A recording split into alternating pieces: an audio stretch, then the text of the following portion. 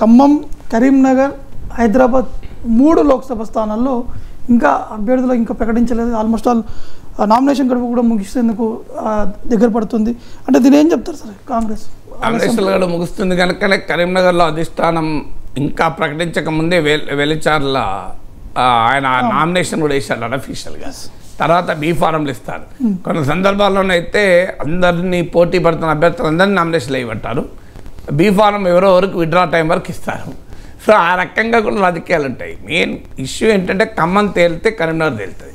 Hyderabad issue అని కాదు. హైదరాబాద్ పెద్ద సమస్య కాదు, ఎవరినో అని పెడతారు. హైదరాబాద్లో కాంగ్రెస్ పార్టీ గెలుస్తుంది అన్న నమ్మకంతో ఏం లేదు కనుక.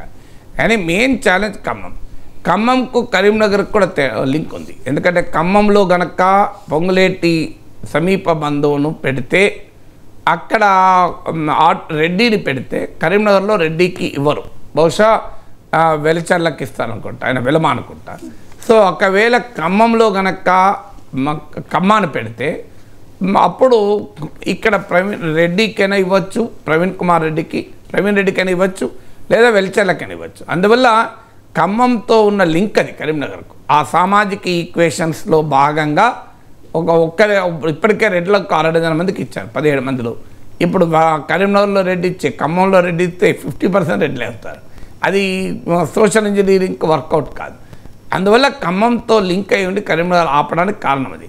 ఖమ్మంలో ఎందుకు ఆగారు అంటే మనందరికీ తెలుసు, అక్కడ బట్టి విక్రమార్క సతీమణి ఆమె పోటీలో ఉన్నారు.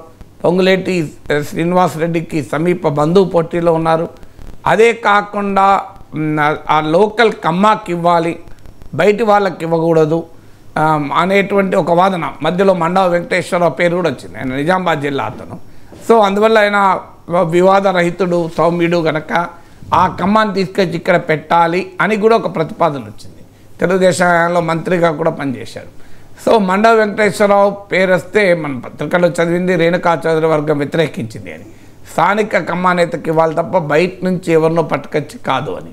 సో అందువల్ల ఇక్కడ కులాల మధ్య ఖమ్మాకి ఇవ్వాలా, రెడ్డికి ఇవ్వాలా అనేటువంటి పంచాయతీ, బట్టి విక్రమార్క చెప్పిన వాళ్ళకి ఇవ్వాలా, పొంగులేటి శ్రీనివాసరెడ్డి చెప్పిన వాళ్ళకి ఇవ్వాలా, ముఖ్యమంత్రి రేవంత్ రెడ్డి కోరుకున్న అభ్యర్థికి ఇవ్వాలా అనేది పంచాయతీ, స్థానిక నేతకి ఇవ్వాలా, బయట నుంచి వచ్చిన నేతకి ఇవ్వాలా. ఎందుకు ఖమ్మం పైన ఇంత పోటీ అంటే ఖమ్మంలో ఎవరు కాంగ్రెస్ తరఫున పోటీ చేసినా గెలుస్తారు. ఎందుకంటే కాంగ్రెస్ పార్టీకి ఖమ్మంలో తిరుగులేని మెజారిటీ ఉంది కనుక ఎవరు పోటీ చేసినా గెలుస్తారు. ఎంత ఆలస్యంగా అభ్యర్థి ప్రకటించినా ప్రమాదం ఉండదు. నామినేషన్ విడ్రాల్ టైం వరకు ఇచ్చినా కూడా స్టిల్ కాంగ్రెస్ పార్టీ సింబల్ పైన ఎన్నికలు గెలుస్తారు. సో ఎవరైనా గెలుస్తారు కనుక అందరూ ఆ సీటు పైన కన్నేస్తారు. బి హనుమంతరావు కూడా మా బీసీలకు ఎందుకు ఇవ్వకూడదు, నాకు ఖమ్మం సీటు ఇవ్వమని ఆయన కూడా అడిగాడు. సో అందువల్ల అభ్యర్థి ఎవరు పోటీ చేసినా గెలిచే అవకాశం ఉన్న సీటు కనుక ఈ రకమైనటువంటి ఆసక్తి దానిపైన ఉంది. అందువల్ల బహుశా ఆ ఎన్నికల దగ్గర పడుతున్నది కనుక రేపో మాపో ఈ ఎనీ మూమెంట్ ఖమ్మం అభ్యర్థి ఖమ్మం అభ్యర్థి ప్రకటిస్తే కరీంనగర్ అభ్యర్థి వెంటనే ప్రకటిస్తారు. అక్కడ 2 ఈక్వేషన్లే.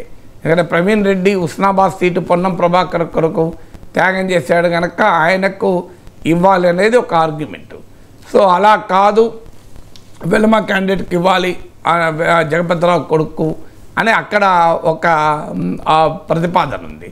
సో అందువల్ల ఈ క్యాస్ట్ కాంబినేషను, లీడర్ల కాంబినేషన్లు తేలితే ఒకటి తేలితే ఇంకోటి తేలిపోతుంది అది. అందువల్ల బహుశా ఎనీ మూమెంట్ ఖమ్మం కూడా తేలొచ్చు.